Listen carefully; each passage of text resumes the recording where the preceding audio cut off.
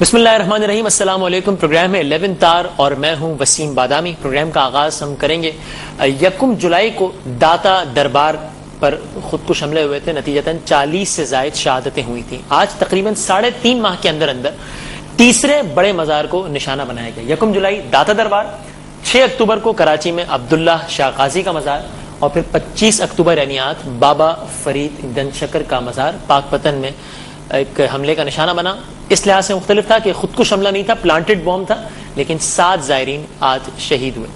تو اب یہ جو ایک نیا رخ کہہ لیجیے اختیار کرتا جا رہا ہے. اس سے پہلے بھی مزارات پر حملے کی ایک تاریخ رہی ہے، سوات سے اگر ہم سٹارٹ کریں، لیکن اب یہ 3 ماہ میں تقریباً 3-3.5 ماہ میں تیسرا بڑا حملہ، اور ویسے دیکھا جائے تو تقریباً 20 دنوں کے اندر دوسرا حملہ، یعنی عبداللہ شاہ غازی کے مزار پر حملہ 6 اکتوبر کو، اور آج 25 اکتوبر کو یہ بابا فرید گنج شکر. اس پر ذرا بات کریں گے کہ یہ معاملہ کس طرف جا رہا ہے. یہ جو نیا ایک لہر ہے اور یہ جو نیا انداز ہے، اس میں مزارات کو زیادہ فریکوینسی سے نشانہ بنایا جا رہا ہے، اس سے ہم گفتگو کا آغاز کریں گے. السلام علیکم.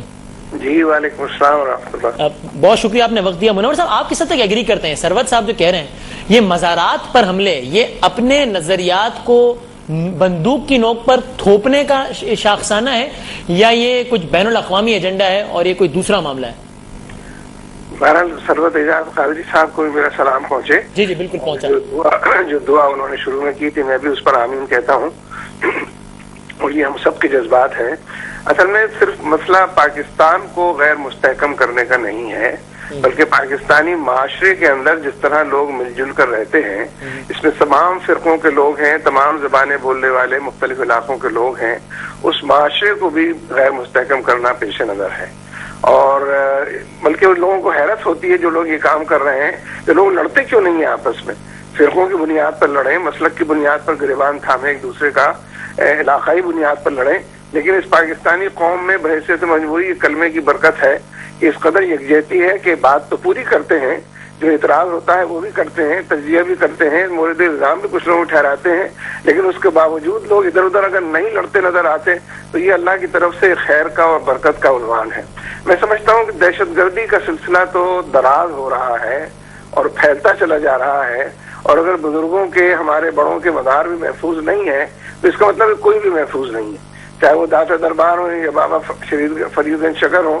اگر یہ محفوظ نہیں ہے تو بے شمار لوگوں کے دل اور دماغ کی دنیا میں ایک ہلچل پیدا ہو جاتی ہے، اور ایسے ہی حالات کے اندر لوگ ایکسٹریمزم کی طرف چلے جاتے ہیں. جب ریاست تحفظ نہ دے رہی ہو، جب لا اینڈ آرڈر ملک کے اندر نہ ہو، اور پھر بیان آ جاتے ہیں رحمان ملک صاحب کے کہ ہم نے سڑک پر پکڑ لیا اور دہشت گرد کو پکڑ لیا، اپنے گھر پہنچ جاتا ہے زندہ سلامت، جو کراچی کے واقعات میں نظر آیا ہے. تو بالکل مذاکرہ خیز بیانات دیتے ہیں. اگر یہ کچھ کر نہیں سکتے تو کم از کم خاموش رہنا تو سیکھ سکتے ہیں.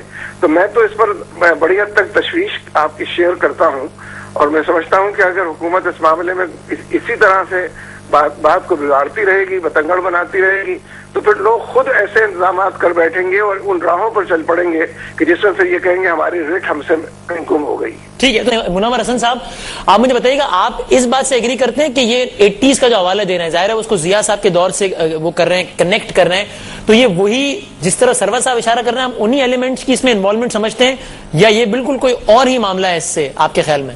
نہیں، دیکھیے اس وقت تو جو پاکستان کی جو جغرافیائی اور سیاسی پوزیشن ہے اس میں تو امریکہ جو کچھ کر رہا ہے وہ سب کو نظر آتا ہے، دکھائی دیتا ہے. پورے ریجن کے اندر وہ تھانے دار بنا ہوا بیٹھا ہے، اور ہر حوالے سے لوگوں کو کرنے والا اپنا اس میں سمجھا ہوا ہے، اور اسی کی نگرانی اور سرپرستی میں بھارت بھی یہ رول ادا کر رہا ہے. ہمارے ہاں جتنے بھی بڑے فوج کے اور سویلین کے بڑے لوگ ہیں وہ سب ریکارڈ پر ہیں کہ بھارت افغانستان سے بیٹھ کر ہم کو غیر مستحکم کر رہا ہے اور مختلف طریقوں سے سازشیں کر رہا ہے. تو اس لیے یہ کام بھی اسی وقت آسان ہوتا ہے جب اندرونی محاذ جو ہے کمزور ہو جائے. اگر اندرونی طور پر ہمیں لڑانے کی کوششوں میں لوگ کسی درجے میں کامیاب ہوتے ہیں تو پھر بیرونی محاذ جو ہے وہ بھی اندر آتا ہے اور حالات کی خرابی کی طرف پہنچ جاتا ہے. تو اس لیے مہذب معاشروں کے اندر حکومتیں اسی لیے بنتی ہیں، الیکشن کے ذریعے بنتی ہیں کہ وہ لوگوں کے جان مال کو تحفظ فراہم کرے اور لوگوں کو جو رولز آف دی گیم ہے، جو قانون کی حکمرانی ہے، اس کے مطابق حکمرانی کریں. اگر یہ نہیں ہو رہا ہے تو ایسی نااہل حکومتوں کے حوالے سے تو پھر انارکی پیدا ہوتی ہے اور ایکسٹریمزم جو ہے پرورش پاتا ہے. نہیں منور صاحب، حکومت کے لوگ یہ کہتے ہیں کہ اب یہ خود کش حملے، خیر اگرچہ آج کا تو حملہ خود کش بھی نہیں تھا اور کئی ایسے واقعات بھی ہوئے جس کو حکومت نے خود کش کہہ کر اپنی جان چھوڑائی، بعد میں بتایا وہ خود کش دھماکہ نہیں تھا، لیکن حکومت کے لوگ پھر بھی یہ کہتے ہیں کہ جس تواتر سے خود کش حملے ہو رہے ہیں اس کو روکنا کسی بھی جدید ترین ٹیکنالوجی کے تحت بھی پریکٹیکلی نہیں ہے. وہ یہ کہتے ہیں کہ اس میں تو زیادہ سے زیادہ اب یہ کر سکتے ہیں کہ اگر سیکیورٹی وجوہات کی بنا پر آپ نے خود کش حملہ آور کو اندر جانے سے روک دیا تو اندر 40 مرتے اس کے بجائے باہر 20 مریں گے. 20 تو پھر بھی مرنا ہی ہے. یہ فینومینا ایسا ہے کہ اس کو آپ روک نہیں سکتے. اس پر میں آپ کو کامنٹ چاہتا ہوں منور حسن صاحب. بجی آپ تو بہت معقول گفتگو کر رہے ہیں اور بہت ریشنل کے ساتھ تمام معاملات کو لے کر چل رہے ہیں، لیکن اس کو کیا کیا جائے؟ آپ کو تو اچھی طریقے سے معلوم ہے کہ عاشورے کے دن کراچی کے اندر جو کچھ ہوا اور ایک سر مل گیا اور رحمان صاحب نے اعلان کر دیا کہ ہم تو کچھ نہیں کر سکتے، لیکن خود کش حملہ آور تھا یہ. اہل تشیعوں نے اس کی تردید کی اور کہا کہ یہ تمہارا کارکن ہے. پھر اسی طرح کراچی میں غازی صاحب کے مزار کے اوپر جو کچھ ہوا اس پر انہوں نے کہا کہ وہ خود کش حملہ تھا جو اپنے گھر پہنچ گیا زندہ سلامت. ایک بھی پہنچ گیا، دوسرا بھی پہنچ گیا. تو ایسے نااہل لوگ جو ذمہ داری سے شفٹ کرنا چاہتے ہوں اور خود کش کا نام لے کر اپنی ذمہ داری سے پہلو تئی برتنا چاہتے ہوں، ایسے لوگ تو دراصل کسی اور کا کھیل کھیل رہے ہوتے ہیں. آپ کو یہ بات معلوم ہے کہ امریکی ڈیفنس سیکریٹری نے آن ریکارڈ یہ بات کہی ہے کہ بلیک واٹر تنظیم نے عراق میں بھی ہماری مدد کی تھی اور پاکستان میں بھی ہم یہی سمجھتے ہیں ہماری اتنی مددگار ہوگی. رحمان ملک صاحب ریکارڈ پر 10 دفعہ کہہ چکے ہیں کہ پاکستان میں بلیک واٹر تنظیم کا کوئی وجود نہیں ہے. تو یہ کس کے وزیر داخلہ ہیں؟ یہ ہمارا کیس کیوں نہیں پلیٹ کرتے؟ کبھی پاکستان کے عوام کی حمایت کیوں نہیں کرتے؟ ان کے کیس کی وکالت کیوں نہیں کرتے؟ تو امریکہ کی وکالت کر رہے ہوتے ہیں، کسی اور کی کر رہے ہوتے ہیں. تو جب حکمران ایسے ہوں گے تو پھر سب کچھ ممکن ہے. بھارت کا دخل در معقولات بھی ممکن ہے، امریکہ کا بھی ممکن ہے. لیکن وہ بات پھر دہراؤں گا کہ یہ بڑا پلس پوائنٹ ہے کہ لوگوں میں غم و غصہ ہے لیکن وہ آپس پہ لڑنے کے لیے تیار نہیں ہے. ٹھیک ہے. تو صاحب آخر میں یہ بتا دیجئے، یہ جو آپ نے کہا را امریکہ بالکل ٹھیک ہے اور یہ ریکارڈ پر ہے بات CIA کہ سربراہ نے خود کہہ دیا کہ ہم نے پاکستان میں بڑی کامیابیاں حاصل کی ہیں، کاروائیاں کرنے کا خود اعتراف کرتے ہیں، لیکن سرور صاحب جو پوائنٹ اٹھا رہے ہیں کہ اتنے لوگ جو پکڑے گئے یا بعد میں جو خود کش حملہ آوروں کے پروفائلز معلوم ہوئے، کیا یہ لوگ امریکی تھے، کیا یہ لوگ بھارتی تھے؟ یہ تو ہو سکتا ہے کہ ان کے لیے کام کرتے ہوں، لیکن گراؤنڈ پر استعمال ہمارا اپنا آدمی ہو رہا ہے، چاہے وہ کوئی بھی امبریلا یا کوئی بھی شیلٹر لیتا ہو. اس پر آپ کیا رسپونڈ کریں گے؟ امبریلا بھی ایسا نہیں ہے. آخر 12 مئی کو سارے چینل نے سارا دن دکھایا، لوگوں نے قوت اور طاقت کا استعمال کیا اور چیف جسٹس کو کراچی میں انٹر نہیں ہونے دیا، کامیاب ہو گئے اور درجنوں لوگوں کو قتل کر دیا.